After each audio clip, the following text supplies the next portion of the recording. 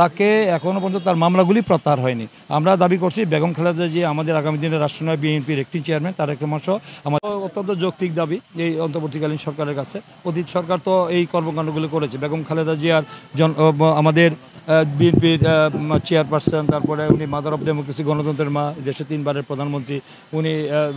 ওনার বিরুদ্ধে ষড়যন্ত্রমূলক মামলা দিয়ে তাকে মানে কীভাবে সাজা দিয়েছে আপনারা জানেন। কাঙ্গারু আদালতে ফরমাইশি রায় দিয়ে তাকে দীর্ঘ 17 বছরের জেল দিয়েছে। শুধু তাই নয়, তাকে বিনা চিকিৎসায় হত্যা করতে চেয়েছিল।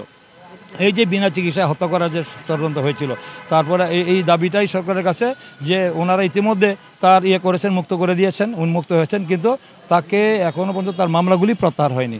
আমরা দাবি করছি বেগম খালেদা জিয়া আমাদের আগামী দিনের রাষ্ট্রনায়ক, বিএনপির একটি চেয়ারম্যান, তারেক রহমান সহ আমাদের যে 60 লক্ষ নেতার বিরুদ্ধে মামলা দিয়েছে, 1.5 লক্ষ আমাদের করা হয়েছে, মামলা করা হয়েছে, 60 লক্ষ আসামি, 1.5 লক্ষ মামলা, সমস্ত মামলা থেকে মানে প্রত্যাহার করে বেগম খালেদা জিয়া, তারেক রহমান সহ সব প্রত্যাহার করে দাবি জানিয়েছে। আমি তো আজকে বক্তৃতা বলেছি এখানে যে 7232টি মামলা শেখ হাসিনা ক্ষমতা এসে সর্বপ্রথম তারা একটি প্রজ্ঞাপনের মাধ্যমে, স্বরাষ্ট্র মন্ত্রণালয়ের মাধ্যমে সবগুলি প্রত্যাহার করে নিয়েছে। তা আমরা এই সরকারের কাছে দাবি করব, যেহেতু এটা জনগণের সরকার, আমাদের আন্দোলন, ছাত্র জনতার আন্দোলনের ফসল এই সরকার আমাদের এই দাবিগুলি যারা এই আন্দোলন সংগ্রামে মামলা, এইসব গায়েবী মামলা, ভুয়া মামলায় তারা শিকার হয়েছে এবং তাদের সমস্ত মামলাগুলি প্রত্যাহার থেকে তারা অব্যাহতি দেবেন। চির উনি ফিরবেন, কিন্তু এখনও তো উনি দিন তারিখ নির্ধারণ করেননি। অবশ্যই আসবেন, আসলে আপনারা জানতে পারবেন, কারণ উনি ওখানের থেকেই আমাদের নির্দেশনা দিচ্ছেন। ওনার নির্দেশেই আমাদের দলীয় কর্মকাণ্ড পরিচালিত হচ্ছে। তার সময় মতো উনি আমার বাংলাদেশে আসবেন, এটা ওনার হয়তো আমাদের জানতে পারবেন। আমরা না, এটা 3 মাসের সময় আমরা বেঁধে দিইনি। এটা আমরা বলেছি যৌক্তিক সময়ের মধ্যে, দ্রুত সময়ের মধ্যে রুটম্যাপ দিয়ে সব রাজনৈতিক নেতৃবৃন্দের সাথে কথা বলে তারা একটি নির্বাচনের তারিখ, যেটা একবার মৌলিক সংস্কারগুলি করে একটি মানে দ্রুত সময়ের মধ্যে যতটুকু সময় নেওয়া দরকার তার মধ্যে তারা একটি অবাধ, সুষ্ঠু, নিরপেক্ষ নির্বাচনের একটি রোডম্যাপ দিবেন, সংস্কারের রোডম্যাপ দিবেন।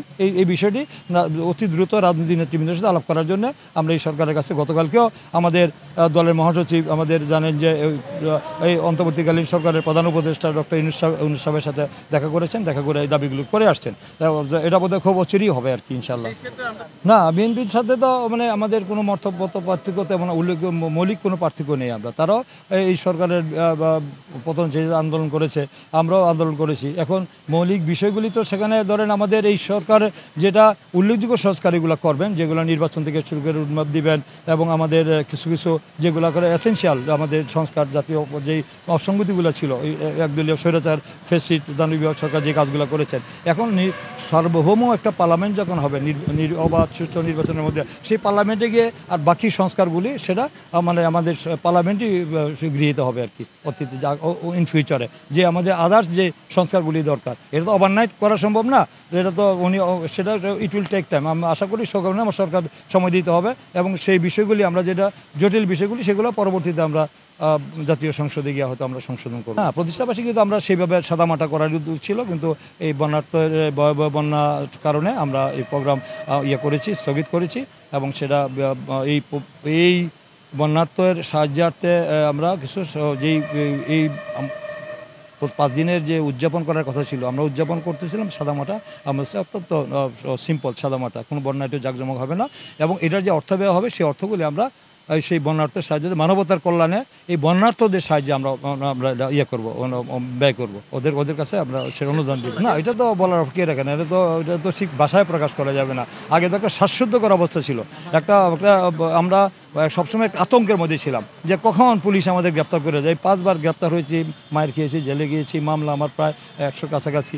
তো সেখানে আপনারা সবাই জানেন যে এখন আমাদের বাংলাদেশের মানুষ মুক্ত হয়েছে। সেই মুক্ত পরিবেশে আমরা চাই যে এই মুক্ত পরিবেশটা যেন অনাদিকাল থাকে, এবং আমরা যেন গণতান্ত্রিক যে আমার যে মৌলিক অধিকার, গণতান্ত্রিক অধিকার, মিছিল, মিটিং, সমাবেশ করা, কথা বলার অধিকার, সেই অধিকারগুলি থাকবে, এবং দেশে একটি অর্থনৈতিক মুক্তি পাবে, এই সংস্কার হবে, এবং আইনের শাসন থাকবে, বিচার বিভাগের স্বাধীনতা থাকবে, ন্যায় বিচার থাকবে, বুঝছেন। এই আর কোনো জুলুম, অত্যাচার, নিপীড়ন, নির্যাতন হবে না, বুঝছেন। এই পুলিশ দিয়ে, তারপরে এই বিশেষ বাহিনী, র্যাব দিয়ে বা আয়নাগর হবে না, বা মানুষের মানে বেঁচে থাকার যে মৌলিক বিষয়গুলি সেগুলো থাকবে, সেটাই বড় কথা।